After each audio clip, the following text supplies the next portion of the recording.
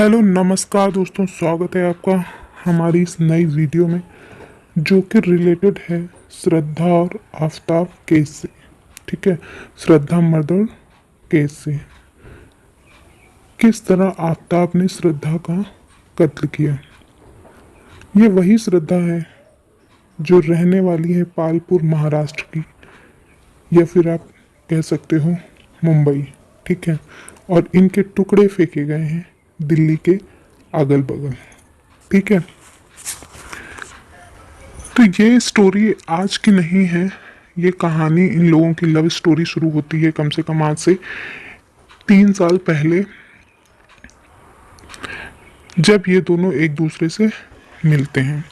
तो श्रद्धा रहने वाली है पालपुर की, पालपुर महाराष्ट्र की, और ये मुंबई में एक कंपनी में कॉल सेंटर में काम कर रही होती है। वहीं पे इनको आफताब मिल जाता है और आफताब से इनका जो है पहले फ्रेंडशिप होती है। फ्रेंडशिप होने के बाद इनकी प्रेम कहानी शुरू हो जाती है। ये क्या काफ़ी दिन उनके साथ रहती हैं। रहने के बाद ये लोग अपने घर में जो है श्रद्धा आके बात करती है कि मुझे आफताब से शादी करनी है। तो इनके घर वाले इनको मना करते हैं और समझाते हैं कि आप लोगों का रिश्ता नहीं हो सकता क्योंकि आप लोगों के धर्म अलग हैं। तो बेटी आप जो है वहाँ पे आफताब से शादी करने के लिए जिद मत करो। पर श्रद्धा इस बात को नहीं मानती है और वहाँ से घर छोड़ देती है। क्या यहाँ तक भी सकते हैं कि ये रिश्ता ही तोड़ देती है अपने घर वालों से और उन लोगों से ज़्यादा बातचीत भी नहीं करती है। उसके बाद ये आफताब के साथ आकर मुंबई में दोनों एक ही कमरे में लिव इन रिलेशनशिप में रहने लगते हैं। बात कुछ दिनों के बाद की है जब इनकी माँ की डेथ हो जाती है और माँ से जो है पहले इनकी एक दो बार कभी बात हुई भी थी। उसके बाद इनका कांटेक्ट माँ से भी टूट जाता है। फिर कुछ कभी कभी इनके पापा का फ़ोन इनके पास एक दो बार आया, लेकिन फिर धीरे धीरे करके इनके पापा से भी बात होना बंद हो गया।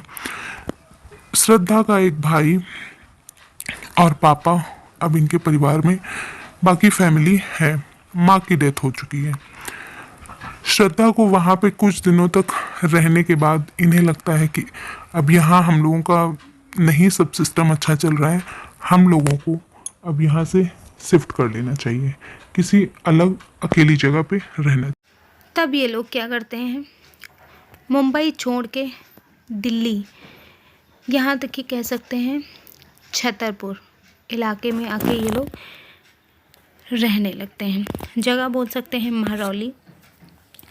वहाँ पे ये लोग काफ़ी दिन तक रहते हैं और इस बीच इससे पहले श्रद्धा ने अपने पापा को बताया था फ़ोन पे कि हमारी आफताब से कभी कभार लड़ाई झगड़े हो जाते हैं और उसके बाद वो मुझे सॉरी बोल देता है और हम दोनों का रिश्ता ठीक हो जाता है। पापा ने श्रद्धा के यहाँ तक कि इनको इतना भी समझाया कि बेटी वापस आ जाओ और अगर नहीं अच्छा रिश्ता चल रहा तो ज़बरदस्ती उस रिश्ते में रहने की कोई ज़रूरत नहीं है।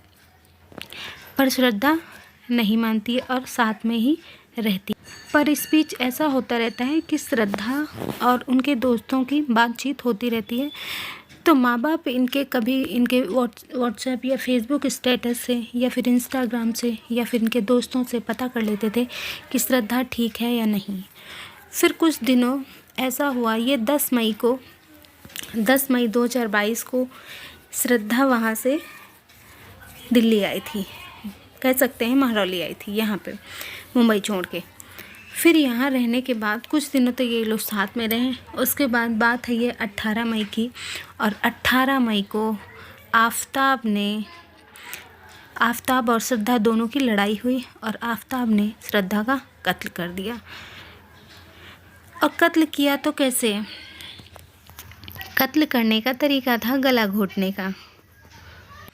खाना खाने के बाद इन दोनों की बहस होती है और आफताब इनसे लड़ाई झगड़ा करता है श्रद्धा से, और उसके बाद वो गुस्से में आके इसका गला पकड़ लेता है और ये गला इसका तब तक दबाता रहता है जब तक कि श्रद्धा की मौत नहीं हो जाती है। फिर श्रद्धा की मौत हो जाती है। तब आफताब को लगता है कि अब क्या करना चाहिए। फिर उसी कमरे में गर्मी के मौसम में श्रद्धा की लाश के साथ वो सो जाता है। फिर सुबह उठता है, इलेक्ट्रॉनिक शॉप से एक फ्रिज खरीदता है और किसी दुकान से आरी खरीदता है और कुछ पॉलीथीन के बैग्स खरीदता है। उसके बाद बाथरूम में ले जाके श्रद्धा के छोटे छोटे टुकड़े करता है श्रद्धा की लाश के और उस पॉलीथीन में पैक करता है। पॉलीथीन में पैक करने के बाद उसे फ्रिज में स्टोर कर लेता है। उसके बाद जोमेटो से खाना ऑर्डर करता है और खाना खाता है और खाना खाने के बाद जो है आराम करता है और रात को ठीक 2 बजे 19 मई को उठता है और एक बैग में पॉलीथीन के वो कुछ टुकड़े डालता है और महरौली के अगल बगल के कुछ जंगलों के इलाके में जाके टुकड़े फेंक देता है सुनसान जगह में। तो उसके बाद ये सिलसिला 19 मई से शुरू होता है और ये 2 जून तक लगातार चलता रहता है। आता है वापस, सो जाता है, सुबह उठता है और उसके बाद चाय बनाता, नाश्ता करता, जोमेटो से खाना ऑर्डर करता और खाना खाता और रात को फिर 2 बजे जो है श्रद्धा की लाश के टुकड़े फेंकने जाता है। मुद्दा तो ये तब थोड़ा सा गंभीर लगने लगता है कि 2 करोड़ की आबादी लगभग दिल्ली की और लगभग 90,000 पुलिस वहाँ पे है और किसी आदमी को ना किसी पुलिस को इसकी भनक तक भी नहीं लगती है कि ये लड़का रात 2 बजे क्या करने जाता है और वो लाश फेंक रहा है, पर किसी को इसका अंदाज़ा भी नहीं होता है और कोई इससे ना रोक टोक ना कोई पूछताछ कुछ भी नहीं करता है। फिर होता क्या है, कुछ दिन बीतने के बाद मई गुजर गया, जून गुजर गया, जुलाई गुजर गया, सितंबर आने तक इनके माँ बाप को लगभग 2.5 महीने गुजर गए और इनके माँ तो थी ही नहीं श्रद्धा की, पर पापा और भाई को इस बात की शक होती है कि वो जो है श्रद्धा की अब डीपी चेंज होते नहीं दिखती है। तो वो उनके दोस्त से बात करने की कोशिश करते हैं। दोस्त जो है श्रद्धा के भाई को फ़ोन करता है और पूछता है श्रद्धा का फ़ोन 2.5 महीने से लगभग स्विच ऑफ जा रहा है, मैं काफ़ी दिन से उसको फ़ोन लगाने की कोशिश कर रहा हूँ और उसका नंबर स्विच ऑफ जा रहा है। वैसे हमारी हर तीसरे चौथे दिन पे बात होती रहती थी। इस पे इनके श्रद्धा के भाई और पापा को शक होता है और ये पालपुर महाराष्ट्र में वहीं पे जो है कंप्लेन लिखा देते पुलिस स्टेशन में और पुलिस स्टेशन इसकी छानबीन शुरू कर देती है और छानबीन शुरू करने के बाद मामला छतरपुर से लेके महरौली पुलिस स्टेशन को ट्रांसफ़र किया जाता है। फिर महरौली पुलिस इस पे कार्रवाई करती है। उसके बाद पता चलता है कि श्रद्धा के 35 टुकड़े किए गए हैं और धीरे धीरे करके इसको लगभग 15 दिनों में फिर आफताब का फ़ोन सर्विलांस पे लगा के घर के लोकेशन का पता लगाया जाता है। उसके बाद आफताब से पूछताछ होती है और पूछताछ में पता चलता है कि आफताब ने श्रद्धा का कत्ल कर दिया है। उसके बाद उसने उसके टुकड़े टुकड़े करके अलग अलग जगहों पे फेंके हैं। इस तरह ये केस था एक आफताब और श्रद्धा के बीच का, जो कि बहुत ही खौफनाक, बहुत ही दर्दनाक है। कैसे कोई आदमी किसी का कत्ल करके और उसी कमरे में उसी घर में रह सकता है। बात यहाँ पे ये आती है कि रिश्ता कहाँ से कहाँ तक पहुँच सकता है। कहाँ दोनों साथ में रहते थे और एक दूसरे से शादी करना चाहते थे, पर शादी तो हुई नहीं, पर आफताब ने श्रद्धा का कत्ल भी कर दिया। उसके बाद खुद अब जेल पहुँच गया है।